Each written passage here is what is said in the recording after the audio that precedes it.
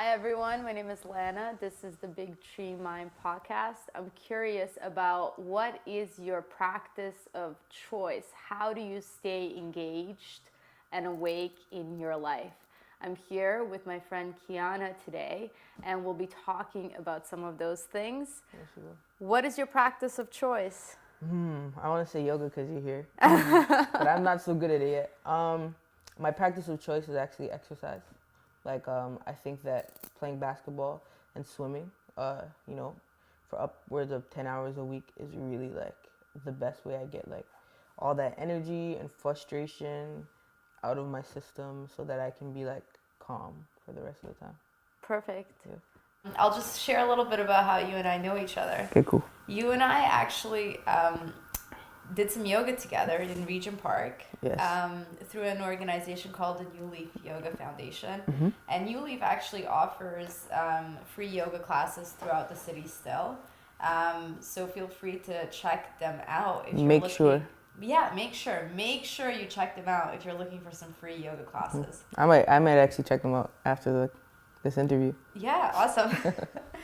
So the thing that I find really cool about you is, you own Sandbox Studios in Regent Park. Mm-hmm. You recently opened a second location. Yep. You're expanding throughout Canada, possibly. That's the hope. It's amazing. Thank you. And also, you're kind of like, you're doing your thing. Mm-hmm.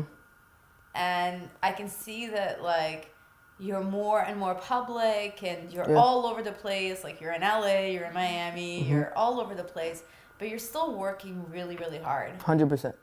And so, how do you balance all of this?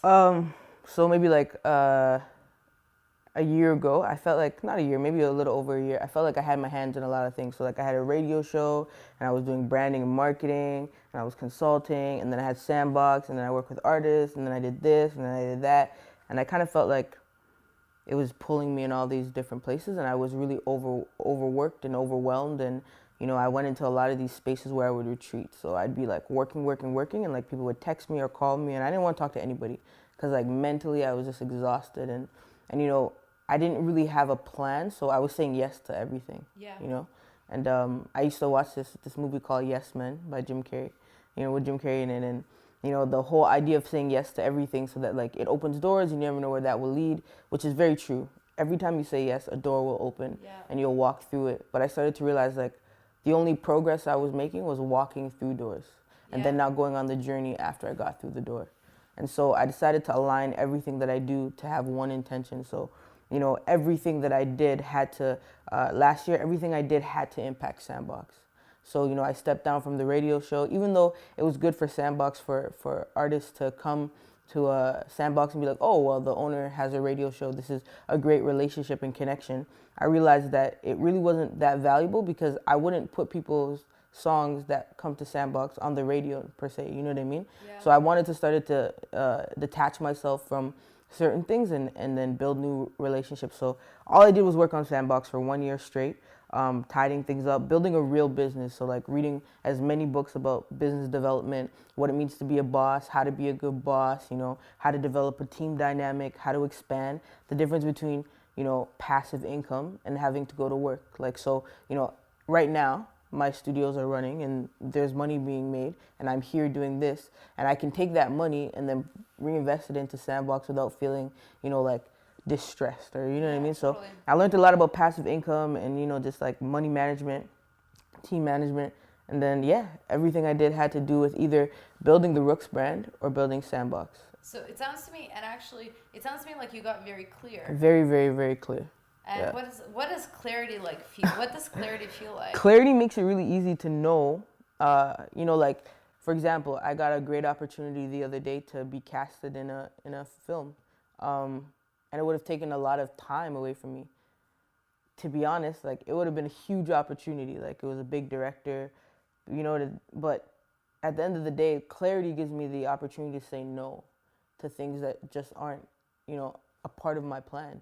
I think that it's really easy to jump at opportunities, but when you have clarity, it's like, that's a great opportunity. Universe, I am so grateful that you presented this opportunity. And I'm going to let the person that gave me the opportunity know that I am so grateful for it, but it's not a part of my vision for myself right now.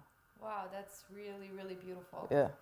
I actually was really, really curious because I remember you coming into yoga All flustered all the time? all flustered.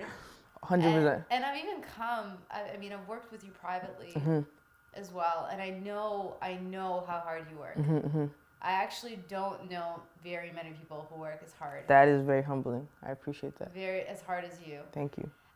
What are some of the things that you are seeing that are happening in Toronto with young artists? What kind of moves are they making? You know, like the mistakes that I've made, those mistakes where I'm running around trying to do too many things, or you're running around trying to do too many things. What kind of mistakes are young artists making, trying to make it? I actually watched a recent interview with you. Yeah.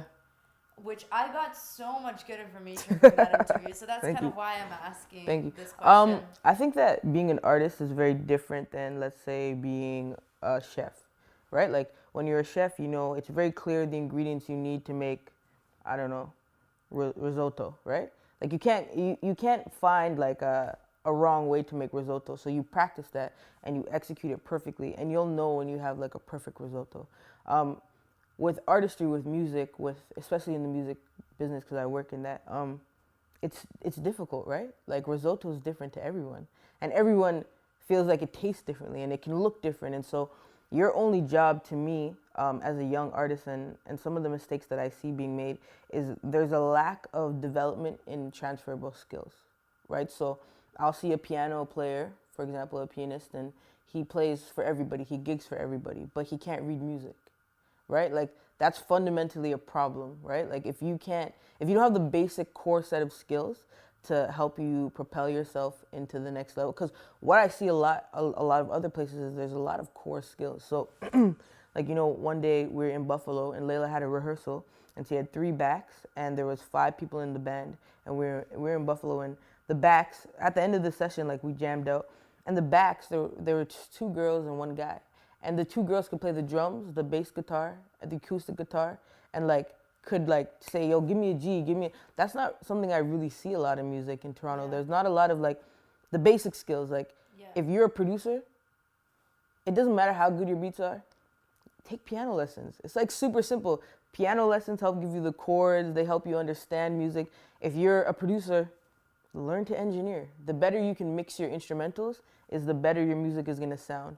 You know, if you're a singer and you don't write songs really well, read more books. Read books about how to write good songs. Like, it's so interesting. Like, the information is always there. It's just like people choose not to use the information. Like, we could all be much more wealthy than we are now, right? Yeah. But we would have to do the work to learn how to do that. So if you have if you put away $100 for the next 40 years, you're gonna retire, or you know, I'm 28. You know, in 40 years when I'm 68, I will be able to be a millionaire, like, right? Like these are really small pieces that at 68 I can retire with $1 million in my bank account because of compounded interest. But if you don't read that, you don't know. Yeah. And so I think like a lot of like the work and like thinking about like the long term and playing the end game, because you might not become Rihanna, but if you got your songwriting skills up, you might write for Rihanna. You might not become Rihanna, but if you practice vocal every day with all the free resources on YouTube of making your voice stronger and better, you might be Rihanna's background vocalist. Like, I think there's so many people that are obsessed with like becoming that person that they don't do the work to be in the industry, because there's so many opportunities to work in the music industry. You know what I mean? Yeah. So it sounds like you're speaking a lot about like getting really clear and defining and getting better at your skills. Yep. And learning your craft. Really. 100%. I feel like for me, like there's a lack of learning your craft. Like, for example, not to throw any shade, like we rent Sandbox out to other engineers as well. And you know, this past week there was an engineer and they had a session with somebody who really could not sing, like at all. And all that happened was she sang every note wrong and he put auto-tune on it. And at the end of that, like she was so happy. And for me, that's really problematic. And if you come to Sandbox Studios, you know that we don't do that. Like some people don't enjoy being there because you're going to be told to do it again, because we want to build your skill of being actually able to sing, so that you're not comfortable with not doing well, right? Like, I don't believe in like effort awards, you know what I mean? Like, you give effort, and effort turns into momentum, and momentum turns into discipline. You know what I mean? Like, it's always like you constantly should be getting better. You know, Beyonce still does vocal every single day. Beyonce. If Beyonce does an hour of vocal every day, bro, you need to do 12. You need to do 12 hours a day. Like, how dare you feel like you cannot do vocal before coming to record or going to sing? And so, like, these are like the little things that, like, I think that are missed. Like, you can always get better. Like, you know, I do marketing and branding. Like, every morning I watch 2 hours of lynda.com every day. Like, how to become a better digital marketer, how to use search engine optimization, how to, like, just understand the entire, like, inside out. Like, I want to know marketing inside out, like the psychology of marketing, the outcomes of marketing, the analytics of marketing. Like, when somebody asks me a question, I should be able to understand it in its entirety, right? Before I dare ask for a penny for my you know, information. Exactly. Yeah. I actually read this really cool fact that by 2020, there will be 3 to 5 more billion people online. That's crazy. Means that by 2020, everyone in the world, almost everyone in the world is going to be online. And that's why, like, people like Warren Buffett, who have access to information like that, just pulled $90 million out of owning Walmart, because he knows in the next couple of years, he's going to lose every dollar, because Walmart's not going to be what it used to be. Amazon's going to take over. You know, everyone pays for Amazon Prime right now, but it's not going to be Amazon Prime. It's just going to be Amazon. You're just going to order your stuff, and it's going to come the next day for free, or it's going to come that day for free, or in a couple hours for free. So, you know, going back to like what you said, like that little piece of information, and this is why reading is so important.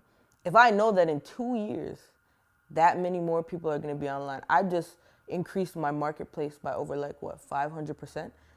I know that going into some service or some way to get online is the best way for me to make money. And that's the best way for me to invest my time and my capital. Yeah. I'm seeing a lot about Layla being out there and doing her thing. Yes, I'm super proud of her. What's that like?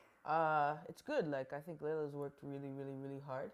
And is finally getting, I have a bias, but, you know, I think she's finally getting some of the looks she deserves. I'm really proud of her for her last project. She wrote the entire thing in a small amount of time too, which is pretty impressive, because for as long as I've worked with her, I think she's really doubted herself, and she's kind of in a place where, you know, I don't care, I'm gonna do it. And I think that's kind of when you evolve into an artist, you know? Yeah. When, like, you're like, you know, I'm not just a creator anymore, or a singer, I'm an artist. You know? Yeah. So it's beautiful to watch her be in that place. Yeah, and you just kind of, like, it seems to me, like, to talk about myself, like, I wanted to do this for years. Yeah. But I also, at the same time, had a lot of, like, who do you think you are? Yeah. And, like, why are you doing this? What's your intention behind this? Are you doing this just to, like, talk about yourself? Or, like, what are you trying to show people? You know what's so interesting? I was just talking about this yesterday. People who have, like, a genuine desire to do something really, really well, I find, don't do things. And people who just do things get so much further ahead. So, like, it's so interesting. Like, you know, we all have different people in our lives, but if you look at your Facebook, the person who maybe makes the worst t-shirt promotes it every day. Yeah. Or, like, the worst, like, poems or music or whatever it is, they're like, yo, check out my poem, check out my poem, check out my poem. But, like, the person who, like, actually makes something that's really, like, amazing and we're all impressed by it, usually will post it one time. And, like, that's it. Like, I feel like people who have this thing where, like, they really want to create something that's so intentional. Totally. Almost feel like selling themselves and selling the ideas they have is a cop-out. And it's not, right? Like, there's so much noise happening, and you just talked about, you know, being online. There's so much noise happening. It's okay to be like, hey, you know, can you listen to my song? Or, like, can you watch this interview? Like, it's okay to do that. And I know myself, like, you will never see, okay, not never, but very rarely will you ever see me promote Sandbox Studios, like, on my Instagram feed or in tweets. Like, I might say that I'm there, but I'll never be like, come to Sandbox. Like, you know what I mean? Like, it's not, And I think it's a part of it is difficult for me too. Like, I don't want people to just feel like I'm like, come to Sandbox, I want your money. You know what I mean? Like, Totally. I want people to feel like, you know, this is something that I believe in and I'm connected to. And, you know, like, if you come, you come. And I hope you have a great experience. But I don't want to, I don't want to coerce you into coming. You know what I mean? I want you to be here because it's genuine. And I think for a lot of artists, creators, people who create something that's close to them, like, you don't want people to just do it. You want people to actually want to do it, you know? So, yeah, but so it's dope. It's dope. Like, 13, I just did some of the stats, and, you know, everything is about small wins, you know? Like, a song from 3 years ago has 1,600 listens. A song from her EP from 2 years ago, one of the highest songs has 10K. Her song from July has 14K. That's amazing. Her song from that just came out 1 month ago is at 7K. Her song that came out 13 days ago, the highest one is at 2K. What's it called? What do you mean? With the last song? The last song in terms of which one? The one from her last EP? Yeah. Karma. So it's really cool. Like, people have to celebrate themselves in small steps too, right? Totally. To know that, like, your song that just came out has 2K, and your song that came out 3 years ago has 1,600. Yeah. Like, you look how much you've grown. Like, you know, like, you can't look at, well, this person's song has 400K. It's like, in 3 years, like, you didn't even get as many hits as you got on a song in 13 days. And, like, I think we all need to, like, learn to celebrate our wins and, like, in those ways, you know what I mean? Totally. Yeah. Oh, thank you so much for sharing that. That's such a good example. Yeah, no, 100%. Yeah. 100%. I love this. I love the small wins. All those small wins lead up to the big win. Because if you're obsessed with the big win, you're never going to get there. No. You always feel like you're climbing the mountain is getting higher and higher and higher and higher. Yeah, I remember the story that you were saying about, like, you know, people who have, like, 400,000 followers on Instagram, but they, like, don't have a phone. Yeah, no, it's true. Like, you know, being able to monetize, I think this social media thing is really difficult for some people, right? Like, you know, I'm wearing a Sandbox hat right now, and when I made them, within 24 hours, I made 50 hats and I sold out of them. And I didn't in any way, shape, or form go, hey, buy my hat. People were like, yo, you have Sandbox hats? And, like, my following is that engaged and that supportive that I don't have to sell to them. I can monetize the fact that they support me, right? Totally. And so I think a lot of people struggle with, like, how do they monetize it? Because half of celebrity culture or being famous, fame in itself is a currency. And, like, you have to bring that currency and bank it somewhere. And some people bank their currency through, like, ego. Like, you know, it's just 100%, like, I have 400,000 followers, I'm gonna walk around, like, you know? And some people take that and they actually bank it. They turn that into money. Kim Kardashian. You know, people who sell those, even, like, in the smallest way, like a personal trainer who has a big following, and then they make one of those waistband belts. You know what I mean? Like, anything you do, like, if people believe in you, they'll support it. You know? Totally. Like, inherently, like, we all have this belief that money is bad, and so that in itself makes us not want money. Totally. Right? And I think also, like, when you have people that come from a certain socioeconomic background, who grow up without money, they have a very negative relationship with it. And then, like, to ask somebody to buy something feels like begging. Totally. Right? You know, so, like, if asking for money feels like begging, and, you know, begging is bad, you know, it's so interesting though, like, Foot Locker doesn't care to beg. Actually, they pay so they can beg. They pay for a commercial so they can beg. They pay for advertising space so they can beg. Everything about advertising is saying, like, please come to my store, right? Please come inside. You know, Little Caesars pays for a man to stand outside with a sign like this, right? Because they understand that if I keep getting in front of you, I'm going to get your money. And so I think, you know, we have to have a different kind of relationship with money. Like, do I want money to buy Balenciaga? No, like, I want money to change the world. So if you feel like you want money to change the world and to fill a gap and to make it a better place, then you deserve money more than Warren Buffett. Totally. You know what I mean? So I wanted to, our conversation just kind of led me into the next question, which is, you know, things are changing so fast and there's so much going on. How are you taking care of yourself today, these days, or? Honestly, I have, like, a completely different attitude towards taking care of myself. Like, I I went on this journey with this gentleman by the name of Adrian Fenty, and he ran from Toronto to Ottawa. It took us 10 days to get there. And it was so interesting because I was driving for like 12 hours a day at like 8 kilometers an hour, like literally like, and in the car, like when you're driving that long and like, and I have to follow behind him, there wasn't really an opportunity to eat junk, right? Or like crap, or I could just eat junk or crap.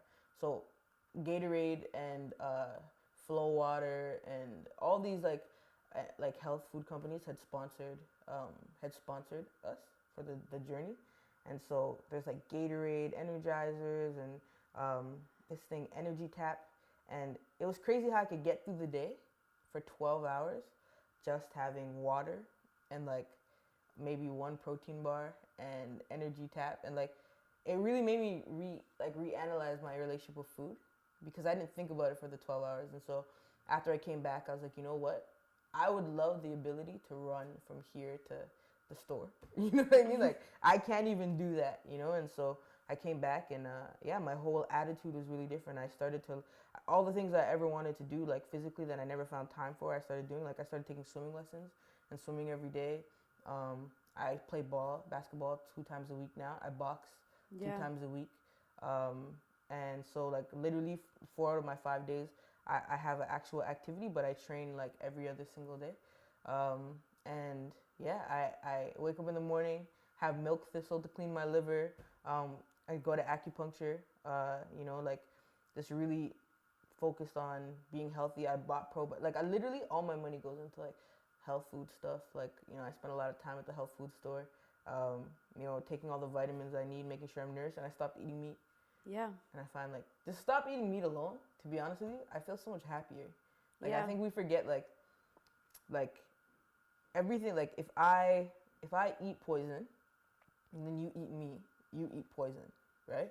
And so it's like, it's pretty interesting because like meat, and I actually only did the study after, I did the research after I stopped eating meat because I just felt so much happier, you know?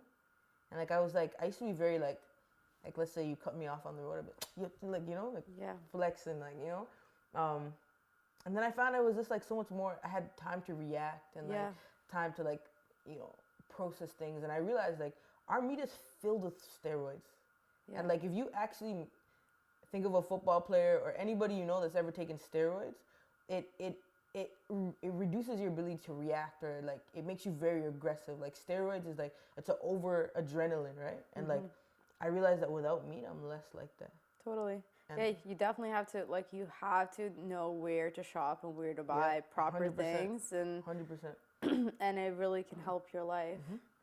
We also share, like, I don't know what I would do if I would not know. I don't know how I would do anything if I didn't wake up in the morning, if I wasn't grateful, if I didn't do some 100%. breathing, 100%. if I didn't do some movement. Like, I literally roll out of my bed and onto my yoga mat Downward dog. before I even talk to anyone. Yeah, 100%.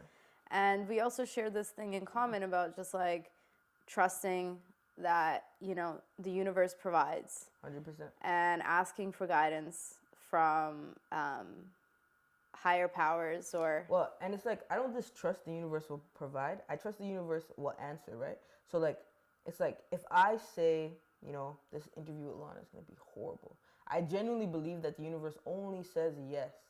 So if I think that, it will manifest like into the worst interview, and then like I can walk through the world and be like, see, that's what like I actually only think that like we create our realities. Like, for sure.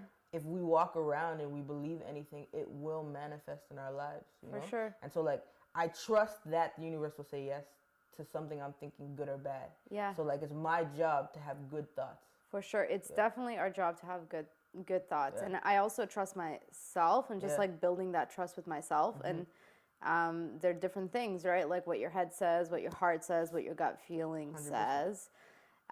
This morning I woke up and I had received a pretty upsetting email from someone.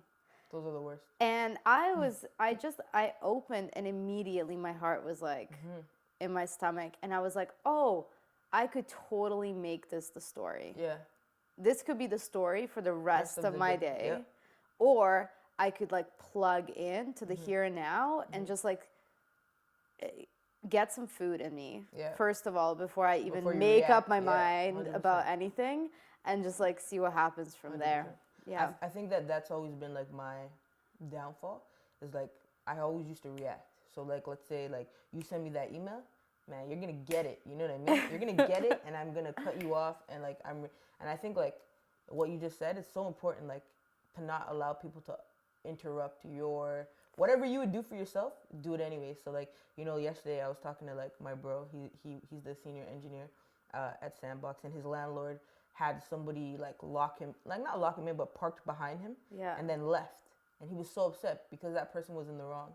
And you know, we spoke about it after, and like we both, before the end of the conversation, were like, who cares? Like they Yeah. know they're in the wrong. The car is moved now. Like sometimes, like Yeah. not allowing people to take us outside of ourselves. And one of the biggest things that ever happened to me, like I went through this really like public experience of no longer working with my last big client about 4 years ago.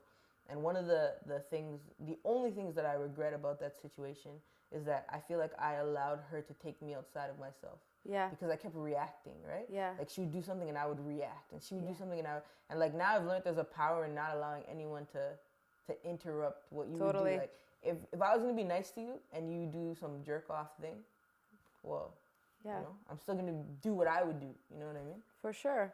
Yeah, I think sometimes it's we hold on, like, because we're human, right? And because sometimes we're tired or we're burnt out, or it's like 100%. late at night. Or it's just like, how dare you? I just I woke know. up. I'm You right. could have sent me this email at 8 p.m. I know.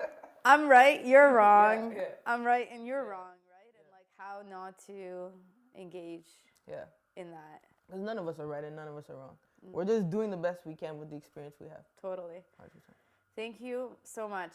My heart is like totally full. No, It's such no a worries. pleasure Thank you. to Honestly, see you. You're so awesome, and like the fact that you, you know, I was super impressed. I remember after our first yoga session, and like to know that like you're a for real yoga instructor and you work with some amazing people and you're so invested. Like you went back to school to even learn more about like everything, and like that you took the time out to, you know, offer. You know, shout out Damika, and like Damika and I would come on Mondays, and it's interesting. I have a text from her, and she's like, "Man, I really miss yoga," because like it just you took the time out to like not only like have yoga with us, but ask us questions and like give us snacks, and like you cared so much, and like that Monday time was so important for me. So like I'm so super grateful to you, because like your kindness is why we know each other. Thank you so much. For real. Thank you. I'm super grateful to have you join us today to talk to my friend Kiana.